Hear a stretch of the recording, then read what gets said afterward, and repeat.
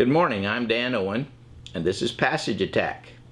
Today we're going to be looking at two passages, one in Ephesians 4 and one in 1 Corinthians chapter 12.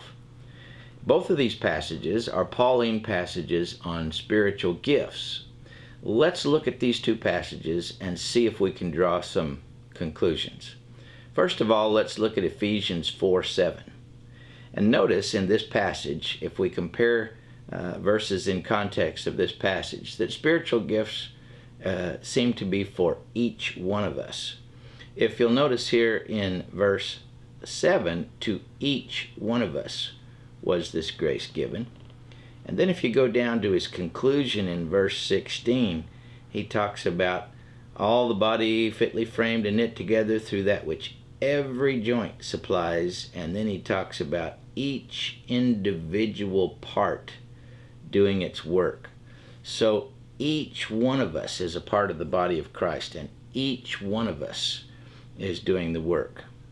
Also, in conjunction with that, you'll notice in verse 12, you have the reference to the body of Christ, and you also have it in verse 16 twice, references to the body of Christ, showing that the gifts that God gives correspond to the parts of the body of Christ.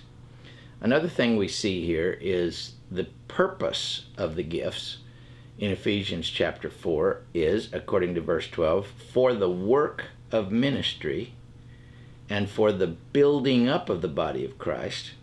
And then that's very similar to what we have down here in verse 16, where it says, when every part of the body is working and using its gifts for the ministries of the body, then it results in the building up of itself. See, the building up of the body of Christ. Compare the end of verse 12 and the end of verse 16. So, these gifts are for each person, not just one or two. They are corresponding to the parts of the body. They are for the building up of the body of Christ through the work of ministry. Notice in verse 7 that to each one of us grace was given according to the measure of Christ's gift. This phrase, Christ's gift, means a gift that is given by Christ to us, because if you come down here to verse 8 in the citation, it says, He, that's Christ, gave gifts to men.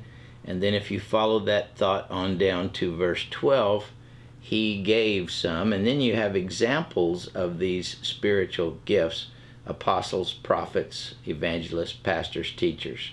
And then it talks about the purpose of the gifts. So Christ gives gifts to people by virtue of His great victory at His death and resurrection. Verse 8 is a quotation that shows this. When He ascended on high, that's Christ, He led captive the captives, and He gave gifts to people. All right? It's also interesting, just as a little side note, that Paul uses this little terminology about the measure of Christ's gift in both verse 7 and down again in verse 16. There are different measures, there are different gifts given to the different parts of the body.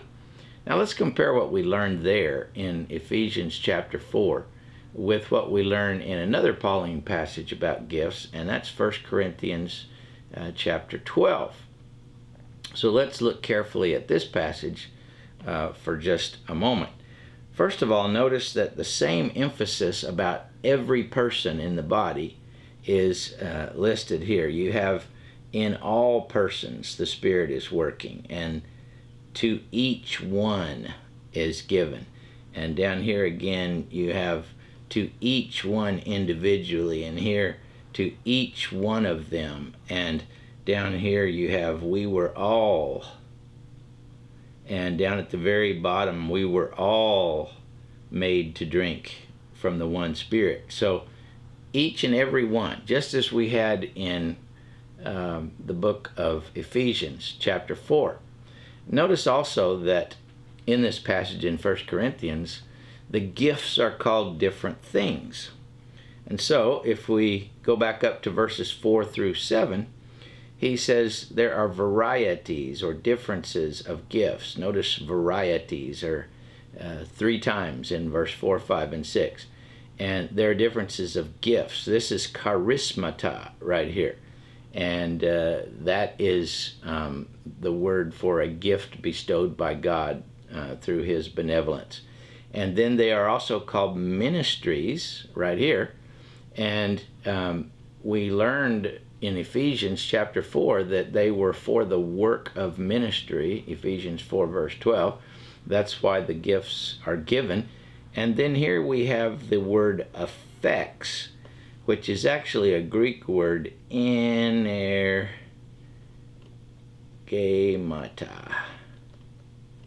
And that Greek word means energy, God's power working in someone else. So they are gifts because they come from God. They are to be used in the ministries of the body of Christ, and they are God's working through different individuals in different ways. But notice also they're called manifestations of the Spirit for the common good. So the Spirit gives different manifestations or different gifts or different ministries to each of the individual members of the body, but the purpose of these is for the common good, as in Ephesians it says, for the building up of the body of Christ. Notice something else.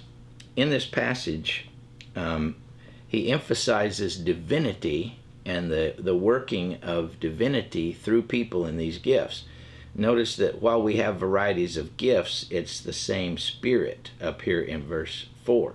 Notice while that we have variety of ministries, it's the same Lord in verse 5. Notice that while we have varieties of workings or effects, it's the same God down here in verse 6.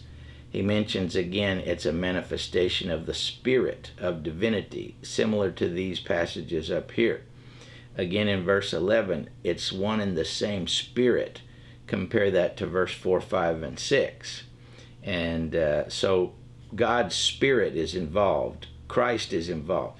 Again in verse 13, he mentions the one Spirit and the one Spirit. And so divinity is involved in the working of these gifts. And then finally, notice in this passage that it is God or the Spirit who determines who gets which gifts and distributes these so that all the functions will be covered. Notice particularly verse 7. It's given to each one the manifestation of the Spirit. Verse 11, the same Spirit works in all these, distributing to each one individually just as he wills. Notice verse 18, God has arranged the parts, each one of them, in the body just as he desired. Notice the similarity between this and this, verse 11 and verse 18. And finally, look at verse 28. God has appointed in the church first apostles, etc. So it's God who sets in place the diversity of gifts in the church for the good of the church. So what do we learn from all this? So far we learn in these two passages that spiritual gifts in Paul's theology are for each member of the body of Christ. We have the body illustration in both passages. We learned that God determines what gifts people get. We learned that the purpose of the gifts is for ministry in the church and for the building up of the body.